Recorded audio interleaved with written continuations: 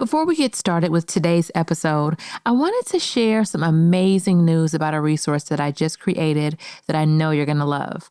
I chose 4 of my favorite meditations from my Affirmations with Achie segments, made them downloadable so you can listen to them on any of your devices on demand, and I'm giving you instant access to them. Now, these meditations will breathe life into your belief system. They're short and sweet, 8 minutes or less, and will give you a quick boost of inspiration, confidence, and power as you maneuver throughout your day. Now, to get them immediately, go to my website, www.iamachie.com, and you'll see the banner at the top of my website. Again, that's iamachie.com. Now, let's get started with today's episode.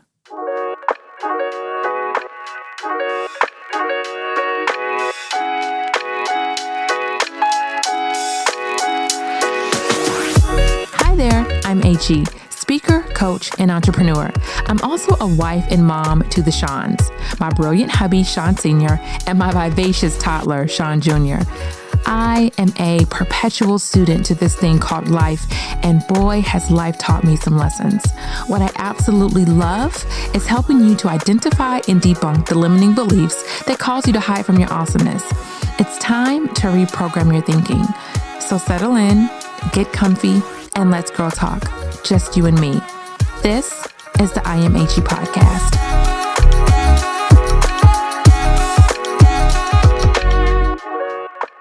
I was having a conversation with a coaching client, and something happened in one of her relationships where something went wrong, had a disagreement, and things just kind of went awry.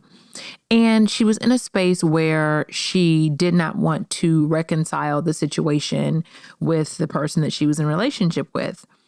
And when we were talking in our session, and I really had her to dig a couple layers deep to find out why she didn't. Was it a forgiveness thing? Was she just very angry still? Like, what was it that did not allow her to move forward and move on from the situation?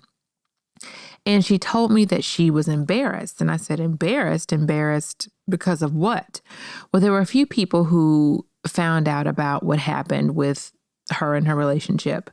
And she was extremely upset. She was more upset that they knew than the actual situation. And as we dug deeper, we found out that she has an extreme issue with caring about the opinions of others to the point where it debilitates her. And as we were talking in our session, this has been an issue for her for the majority of her life, but she's had this image that she is always in total control, that things are always going right, that if someone has questions, then she's the one who has the answers. And so when a few people found out about what happened, she immediately felt like she fell off of the throne, if you will. Like, oh man, they're going to realize that I'm not perfect.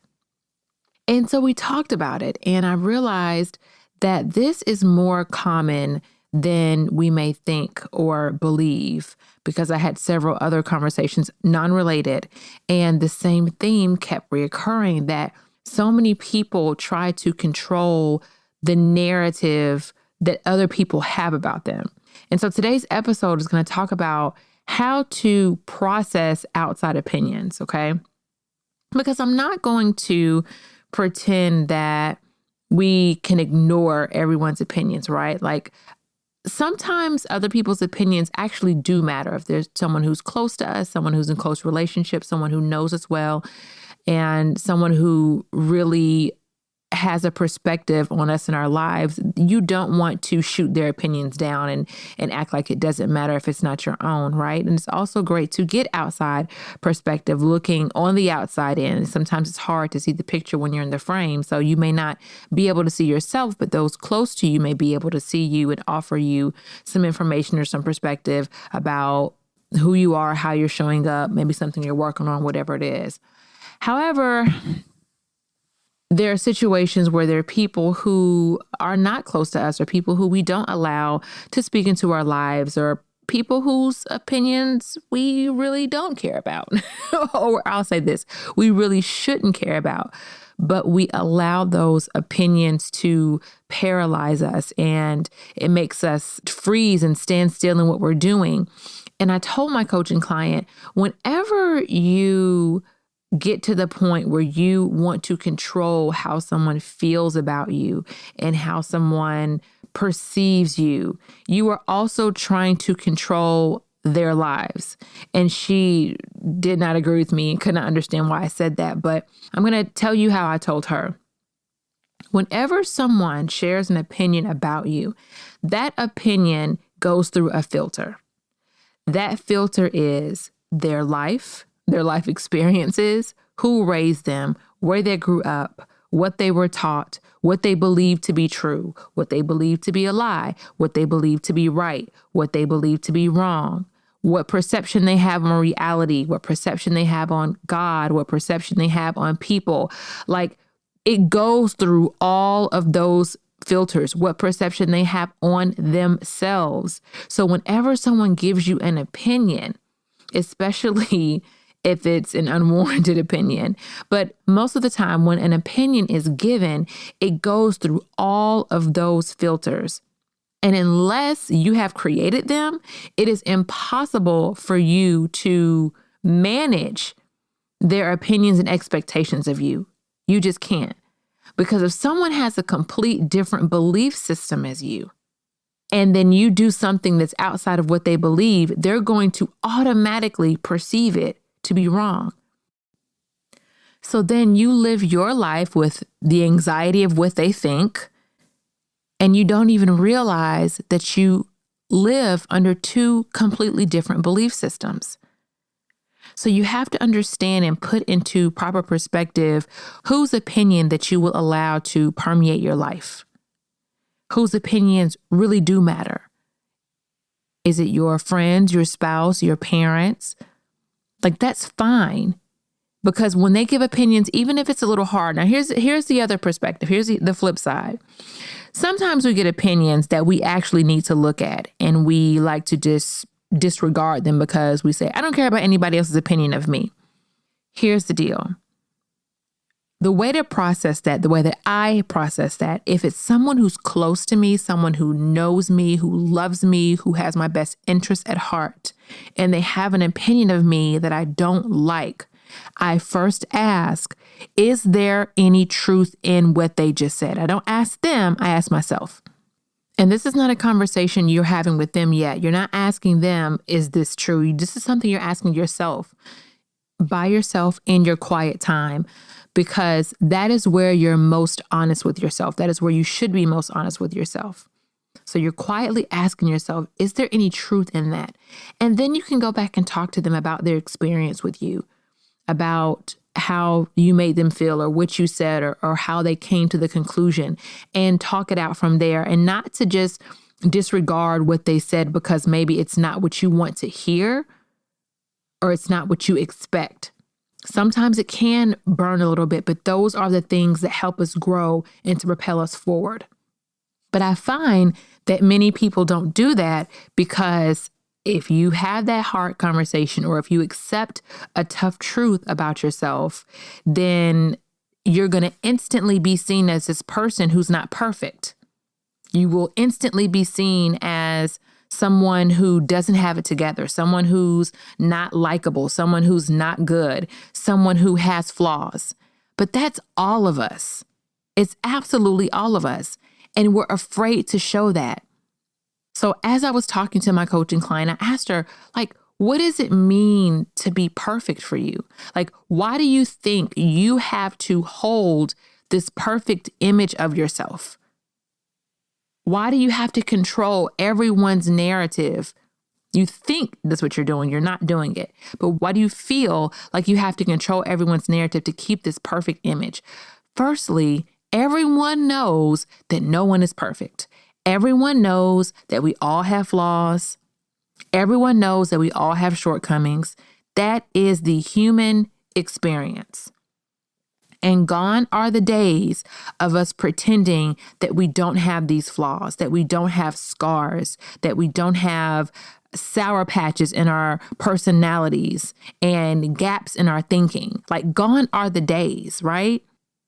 And I believe when you are showing up authentically as yourself and these things are pointed out, you are able to digest the hard truth. You are able to digest the tough opinions from those around you who are close to you that you know, love, and trust.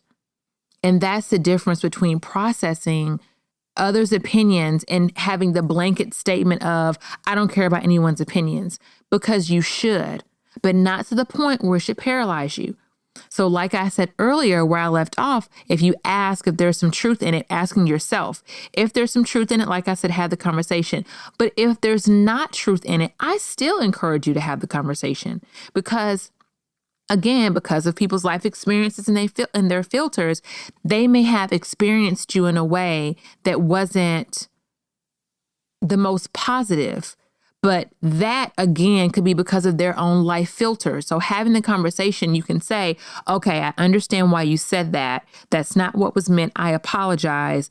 However, I can see that this is maybe a filter that you have because of what happened in your life back when that has actually nothing to do with me. Sometimes that's the case. If you're comfortable having that conversation.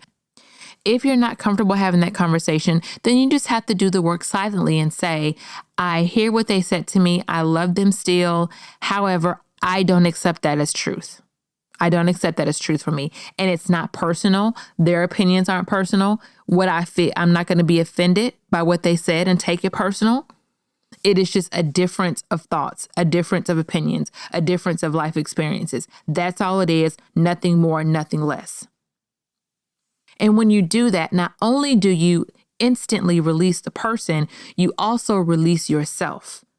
Because once you release yourself, then you stop subconsciously trying to live up to that person's standards. You let down all your guard. You're not trying to be someone that you're not. You're not trying to cover up what you really aren't. It's just like you show up exactly who you are, your authentic whole self, and they can either take it or leave it. I mentioned in a previous podcast episode early on when I first started that I used to struggle with this. And oh my gosh, I want to say maybe it was the first episode, the 10 things I don't want you to know about me. I think that was the first episode I talked about it, where you have this image of like the same 4 or 5 people who you are tiptoeing around. And when I say tiptoeing around, these are people who you may not even talk to anymore. It could be like a former teacher or a distant family member or old coworker you had some run-ins with, or an in-law who you don't quite get along with, like whoever it is. You have images of these people in your mind. And it's like every decision you make or every move that you make, you are concerned about what will they say? How will they judge me? Most of the time when you think to yourself, it's like a cluster of people from different backgrounds in different times of your life that maybe they have judged you. Maybe if they didn't judge you, you felt judged. Maybe their opinion mattered a little too much to you. Maybe you curved your personality around them because you didn't want them to judge you. So it's this cluster of people and you move gently because you're afraid of what they will say. And I'm here to tell you that they really don't care. They really are not even watching you.